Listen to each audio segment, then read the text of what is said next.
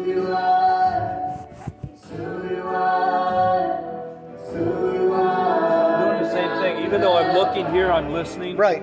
I could do this with my eyes closed, but it's faster if you're watching what's going on. Because once where you see these things are, it gives you a starting point. Right.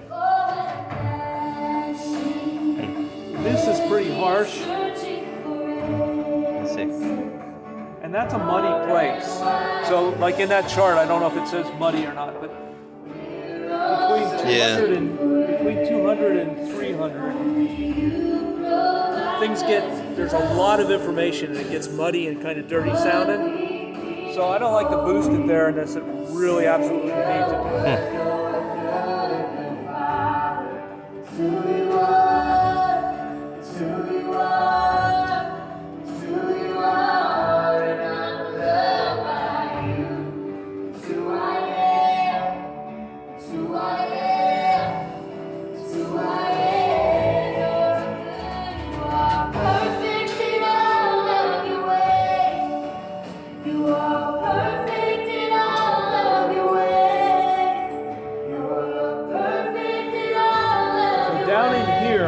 Right about 2.4, 2.3, 2.7. I was listening again. There's a spot where her voice is really sweet right there. So I moved that really skinny bump that was way up here down, and I hit a spot where her voice starts to really shine. So I'm not putting as much in. I made it wide, but I found that spot where I can hear her voice kind of be there. How are you able to tell where on here she's singing? I'm listening. That's really where it's at. So I see these, these are changing, but like I don't. Okay. I'll go backwards here. This is a meter that says how much sound is coming in and out. Yep. And you have it several places. You have it here. You got it here. You got it here. They're all basically the same thing. Mm-hmm. And it also gives us a blink over here. So that's the meter that shows us how much is coming in. Mm-hmm. And then what I'm listening for is the sound quality of her voice. And that's what I'm doing here. So I'm not looking at a meter. I'm not looking at that. I'm listening. And I'm just pointing out that, like, here is where I heard her voice all of a sudden come through. So without making a lot of change. So that yellow line isn't any indication of her voice. That's just how we have her tuned. Yes. All right. So it's not analyzing her voice. That's what I'm actually doing to it. Yeah. Okay.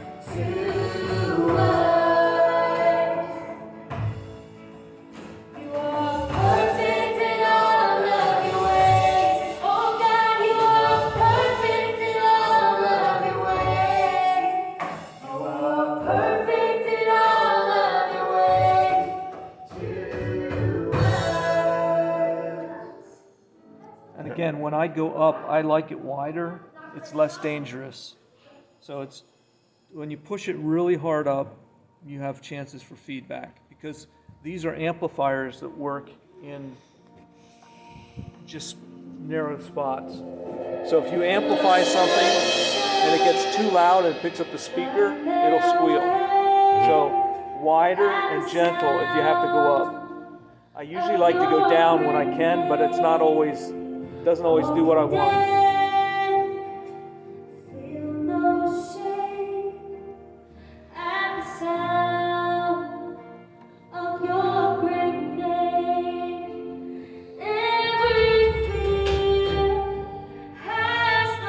So what was that right there? Because I thought I heard it brighten up a bit there.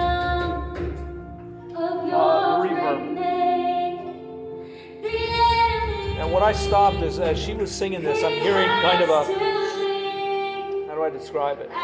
Kind of a, like she's singing up into her nasal passage. Yep, nasal. yep. It's kind of like crunchy. And that's happening down here. How do you know that it's happening down there? Is that from here? From this chart? I don't know if it says anything about nasally, throaty sounds or not. Okay. I've been doing this for 30 years, so I've learned one or two things. And again, it's listening.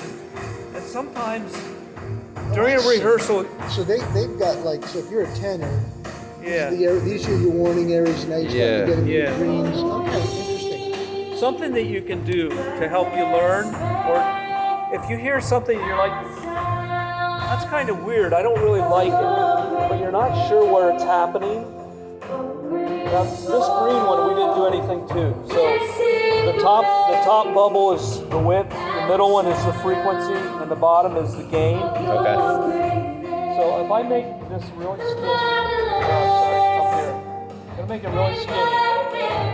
1.9 is as skinny as it gets.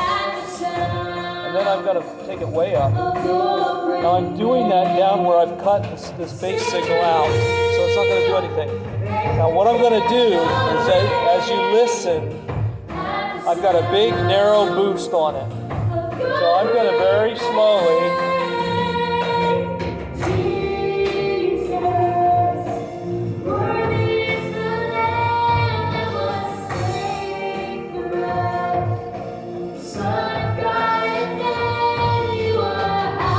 right there, her voice is very thick. That's where I have it boosted.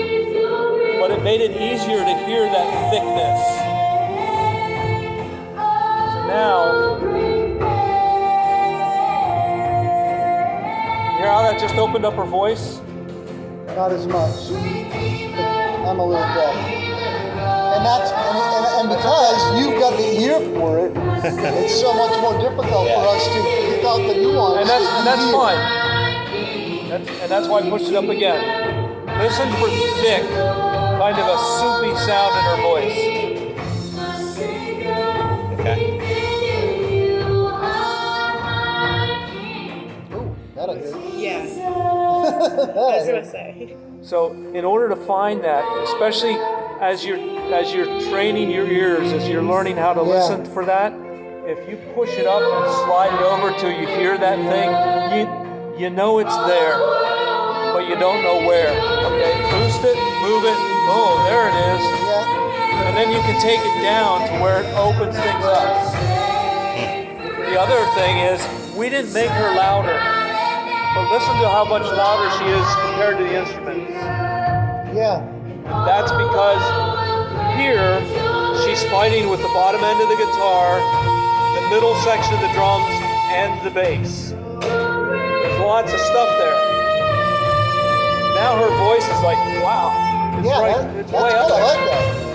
Like, is that something you would not like? But I like it. Like I like to hear. Is it too much? It's bringing it through, and actually by doing that, I can actually make these a little bit less. So that doesn't have to work as hard because I've taken out that part that was having difficulty in overlapping other things. Yeah. But that opens up her voice to let it shine through. And that's part of listening, to let that vocal come through the instruments. So when they start to play again, I'm going to go to Jason's guitar. I'm gonna Might have to start skip him. something here because we're on the. I think I'm gonna start him again. Guys, I'm gonna start you off. Do Do you want a different song or start again? And we are. Or are we coming up? Yeah, so we may be limited on time. So we might have to jump We to might. the next group. Yeah, it's but we'll see. 5:37. Well, I think you got the two Is vocalists. Jason staying up there? He will. Yeah. Yeah, I think Yeah, so. Jason will yeah. stay up. He doesn't really sing too much, so you don't really. His guitar. I want to okay. work with his guitar Well, tone. he'll be playing. So Yeah. so we'll get the vocals, but that's what I do with different things. Now the other thing that I can do is, let's go here to Jason. It's already done a little bit, but almost too much. There's no brightness to his guitar, so I'm going to take that back up until he plays more. This is a little bit high in frequency. It's at 1K, it's a little bit on the high side. I'm going to back it down into 800. I'm going to take it up a little bit because there's still a lot of meat in the guitar there. But I want to let his guitar shine through, but this dip is where the meat of the vocal is. That's where the body of our voice is. for just about anybody except for a really high soprano. We still have right around 800 to 900 hertz. You ready for some complicated stuff? She'll get it. It's not. It really, you're doing a good job, though. That's where the graphic is helpful. It's not so much with years of experience, you know what the numbers mean. If you don't know what the numbers mean, the graph can help you. If it's in the middle, that's a solid spot for vocals. We want to make sure there's room for the vocal to come through. So I'll take that. I'll take the piano. The piano's really dished out. And I'll make sure that there's a little bit of a hole for voices to come through if they don't. But the biggest key to it, like this on the piano, is simply become a volume control. Just turned it all down. So now it's when she's playing, we're not going to really hear much from it because it's already been dropped. The same thing as just pulling the fader down a little bit. But it's all about your ears. Listen for the things, and if you have to search. That you don't want to ever do that during a service, but during rehearsal, it's actually a good training tool. You can go right up through there and go. Ooh, And that any voice adjustments really we're comes making out. here, we got to make sure we save. Right, you want to obviously. keep them Yeah. for the service. The service, we shouldn't be playing around with the equalizer at all. We're just volume ups and downs. That's the key thing.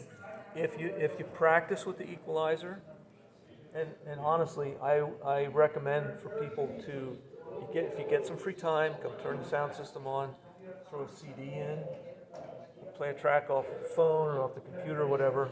And play to Just hear play the- around with just raising play. and lowering the different ranges. Yep. That's a Because great idea. Here's something for you. I'm going to go back to who was it, Kaylee or Maddie? Who was singing? Kaylee. Kaylee. Yes, Kaylee. Okay, so we're going to go back to Kaylee, and if you're not aware, whatever this aqua thing laying here says is what this button does. And here we're on library, so it's going to give us a library for this EQ. That's what this is. PEQ means parametric. Parametric just means you can change everything. So I'm going to hit that, and now I've got the chance to make a library. So I'm going to put store new. Because that's the key. So we can always have a default to go to and go, okay, we know if we mess it all up, That's we can Kaylee. go back to Kaylee. Is that what you were looking for? That he said, yeah. Kaylee. K-A-I-L-I. Or D-O-R-K. I-L-I. Yours is O-L-D-M-A-N. Actually, yours is B-A-L-D-Y. Whoa. Watch yourself there. Now she's in there. If you want to mess with something, save it in the library. And now, if I go back, I can take it and I can mess her all up. Yep. I love that. I can experiment, I can play all I want, and when I'm done, I can go, Kaylee, recall. Oh, That's back. So it's Nice. it's right there. so once he sets our cues, Yeah. and if you save So them you're all, back. Tom, then if we mess them up, we can always go back and go. So This who else one. sang Ryan? right? Ryan did. Yep. All right, I'm gonna head over real quick. Same thing. So I'm going to store Ryan, and it's spelled K-A-I-L. It's R-O-I. R-Y. R-Y. I knew there was a Y in that. I put it in the wrong place. This is not the day for me to play Wordle.